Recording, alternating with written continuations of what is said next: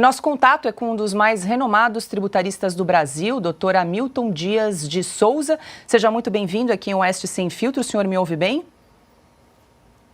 Ouço muito bem. Pergunto se estou sendo ouvido bem também. Senhor, não sei se o seu áudio não está aberto, doutor Hamilton. Não estão me ouvindo? Eu fiz um teste antes. Ainda não. Opa, agora acho que sim. Isso. Vocês estão me ouvindo? Agora sim, estamos ouvindo. Excelente. Olha, boa noite a todos. Um prazer de estar aqui. Eu agradeço o convite que me foi feito para essa entrevista. Estou às ordens. Essa reforma tributária, ela vai facilitar a vida dos pequeno e médio empresários, que hoje são os maiores empregadores desse país, doutor Hamilton? Não, na verdade, nós podemos começar essa conversa nossa por vários ângulos. Por esse que você coloca e que na verdade, respeita muito, sobretudo, a questão de serviços. Os serviços serão fortemente atingidos. Haverá um aumento de carga tributária substancial sobre os serviços. Quando se fala, por exemplo, em profissionais liberais que pagam hoje imposto de renda sobre o lucro presumido, me refiro a esse, o aumento de carga tributária será muito grande. Aliás, eu diria que a carga tributária sobre serviços vai aumentar de forma generalizada. Perfeito. Quem pergunta agora... Mas não só. Estamos falando de carga tributária de serviços. Agora, se formos falar de carga tributária em geral, se a sua pergunta for sobre isso, e falarmos aí em cesta básica e em outros produtos, nós podemos nos estender um pouco mais. A gente vai rodar aqui as perguntas e qualquer coisa a gente volta no tema. Doutor Hamilton, quem pergunta agora é Fernão Lara Mesquita. Boa noite, Hamilton. Prazer em tê-lo aqui. A minha pergunta é o seguinte, essa reforma é para o Brasil ou é para o PT, Hamilton? Porque eu tenho a impressão de que ela concentra fortemente a arrecadação nas mãos do governo central, né? E que isso tem um forte componente dentro do plano de poder que está em curso aí no Brasil. Qual é a sua opinião sobre isso? O que você viu nesse aspecto dessa reforma? Olha, eu vou começar por uma afirmação forte, mas é o que eu penso, e não só eu. Tem vários colegas, aliás, eu diria que inúmeros colegas profissionais, constitucionalistas, estão enxergando esta proposta de reforma tributária como algo que interfere na Federação Brasileira. Eu começo por dizer que, se ela for aprovada, eu diria que teremos um outro regime que não o atual. Ela não mexe com a questão tributária, ela mexe com a divisão de poder no Brasil.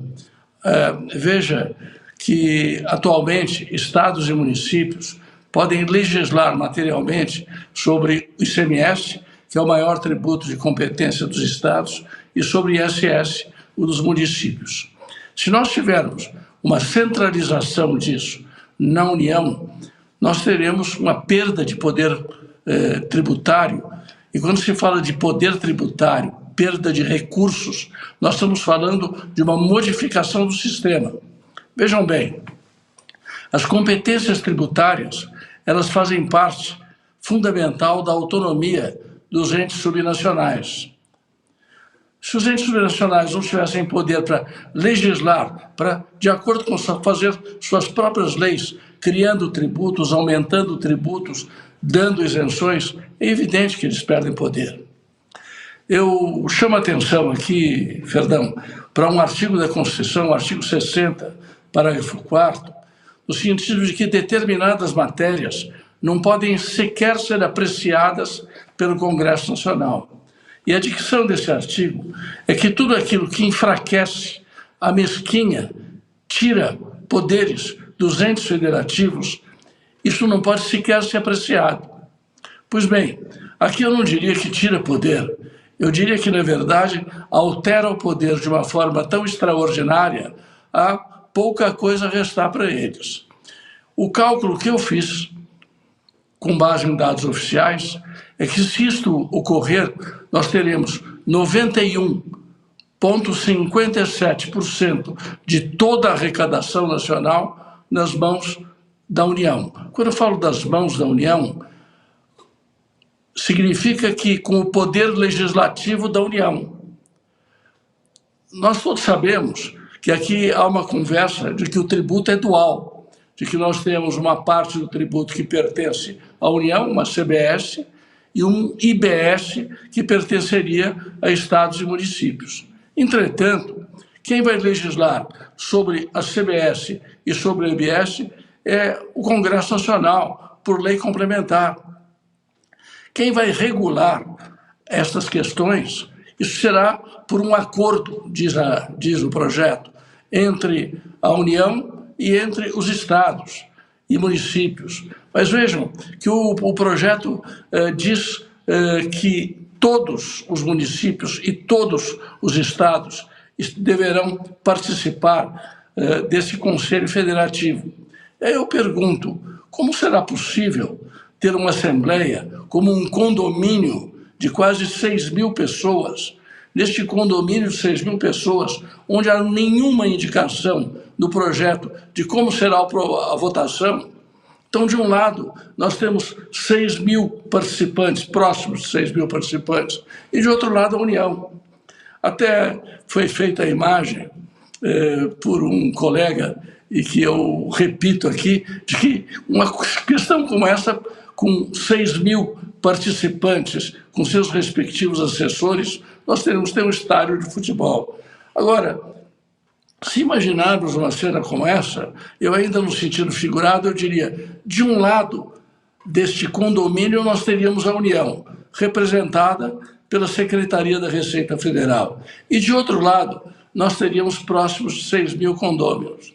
E aí eu invoco um artigo do ministro Gilmar Mendes, em livro publicado neste ano, mês passado, sobre o Instituto de Direito Público de Brasília, onde o ministro Gilmar dizia que é claro que numa situação como essa haverá uma atração para o centro. E quem, obviamente, dominará a Assembleia será a União. Portanto, competência legislativa na União, competência para disciplinar o processo administrativo da União, competência para interpretar, nos termos que eu falei, da União, o que restará para estados e municípios. Onde é que há um imposto dual? Alguns falam, bom, mas sobra para estados e municípios a capacidade de arrecadar. Eu tenho dúvida até quanto a isso, porque todas as normas deverão ser disciplinadas por força do que consta do substitutivo apresentado, todas elas deverão ser harmonizadas. E harmonia, eu diria, o mais forte certamente ditará as regras, e é óbvio que o mais forte será a União. Quem pergunta agora é Ana Paula Henkel.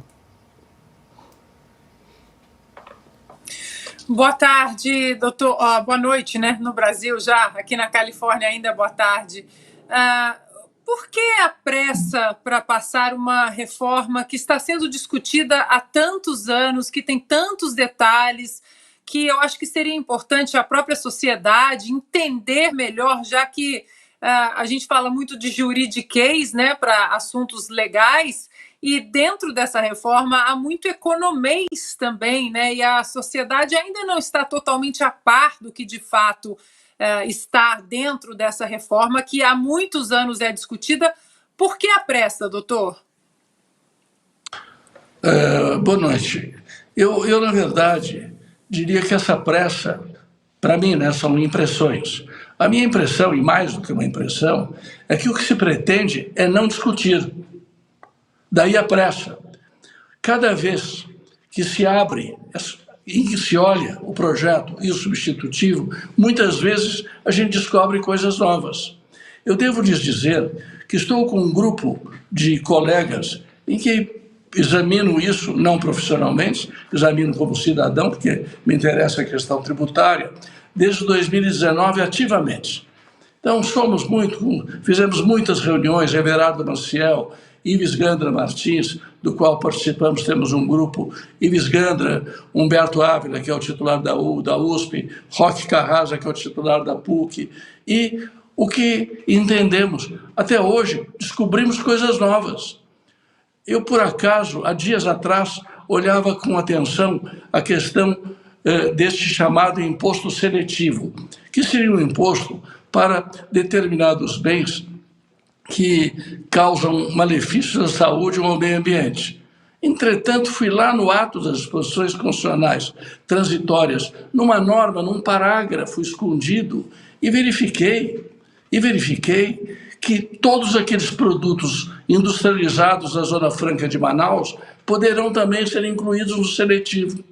Eu não vi ninguém dizendo sobre isso. Ainda hoje de manhã, fiz uma palestra junto com outros na Federação da Agricultura e dizia a vários, inclusive colegas, que eu mencionei o nome, ninguém tinha percebido.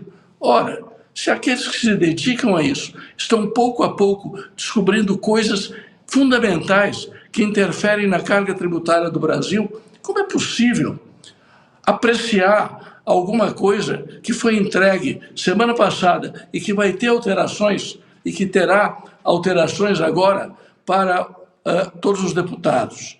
Mas mais ainda, se me permite a extensão aqui e um pouco mais de tempo, eu creio que o próprio regimento da Câmara, de alguma forma, não está sendo observado. Porque, vejam, isso aqui, este projeto data de 2019. Em 2021, em plena pandemia, isto foi avocado pelo presidente ao plenário. Por quê? Porque não havia sido examinado pela comissão especial. Os projetos de lei normalmente passam pela CCJ, depois vão para a comissão especial, onde os partidos políticos todos têm representatividade. Mas, neste caso, a comissão especial não foi ouvida. Isto foi direto a um grupo de trabalho. A maioria dos deputados não sabe ou não conhece, e é impossível conhecer todo o substitutivo, todas as nuances e todos os reflexos daí envolvidos. Isto foi diretamente a plenário.